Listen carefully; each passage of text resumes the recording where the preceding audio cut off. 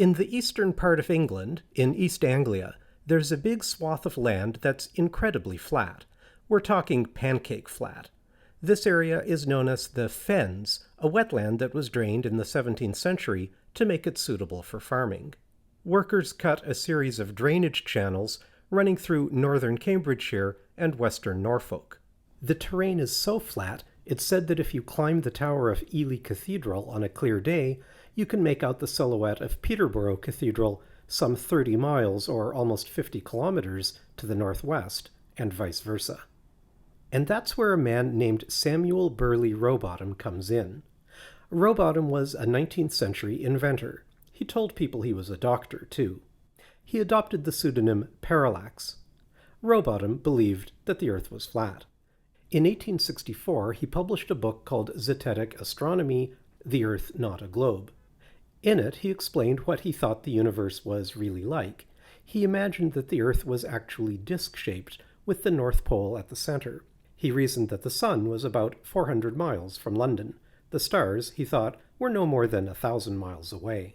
And as for the Earth supposedly being flat, well, he figured that the English Fens were the perfect place to prove it.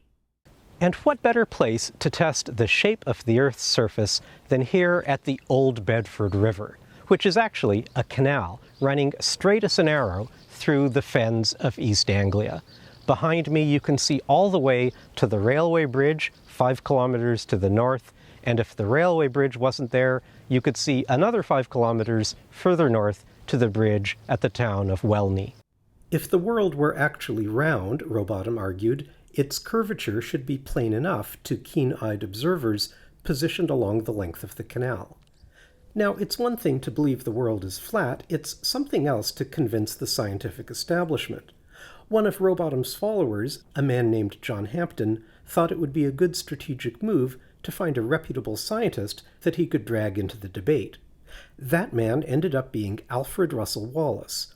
Wallace was a respected scientist. He's credited as the co-discoverer of natural selection, along with Charles Darwin. So Hampden wrote to Wallace proposing a 500-pound wager on the shape of the Earth. That's about 60,000 pounds, or about 80,000 American dollars, in today's money. The plan was to carefully measure the curvature of the water's surface on the canal, assuming there is any, and settle the matter once and for all. Wallace, much to the chagrin of his fellow scientists, accepted the wager. Wallace and Hampden met in early March 1870 at Downham Market at the northern end of the Old Bedford River, ready to perform the great experiment. A team of assistants erected 6-foot-tall poles with colored markers at the top at 1-mile intervals along the canal between Downham and the small town of Welney.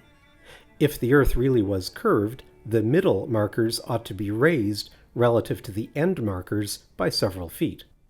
Now, the shape of the Earth was already well known by the 19th century. The ancient Greeks knew that the world is round from observing the Earth's shadow on the moon during a lunar eclipse. There were other clues as well. As a ship sails over the horizon, its hull disappears from view first, then its sails, and the top of its mast last of all. And of course people had sailed all the way around, beginning with Ferdinand Magellan's crew in the 1520s. So it's not like there was any real argument about this, at least among scientists. But none of that was enough to convince people like Rowbotham or Hampden, and so the Bedford Level Experiment, as it's now called, went ahead. They set up a telescope at Welney and tried to look at the row of marker poles, but it was hard to judge which marker was which, let alone discern the shape of a line running through them. Plus, atmospheric refraction has to be taken into account. The participants squabbled as locals looked on in amusement. A few days later, the whole experiment was repeated with better equipment. Finally, a referee declared that Wallace had prevailed, and the Earth was round. But Hampden refused to concede, grumbling that Wallace had cheated. He eventually took him to court, and it went further downhill from there, with Hampden threatening to kill Wallace. In the end, it was all rather farcical. Wallace's colleagues chided him for wasting his time proving what everyone already knew, and the flat earthers simply dug their heels in and became even more adamant in their distrust of science and scientists. And for some people, that distrust of science is still a thing 150 years later. And there are some parallels between the situation today and the Rowbotham case from a century and a half ago. Rowbotham was able to spread his ideas thanks to his popular public lectures and especially Victorians' easy access to affordable pamphlets and books, and a highly literate population. Rowbotham had the penny press, and today we have the web and social media. Today, at the Old Bedford River, there is not much left to even hint that the Bedford Level Experiment ever took place.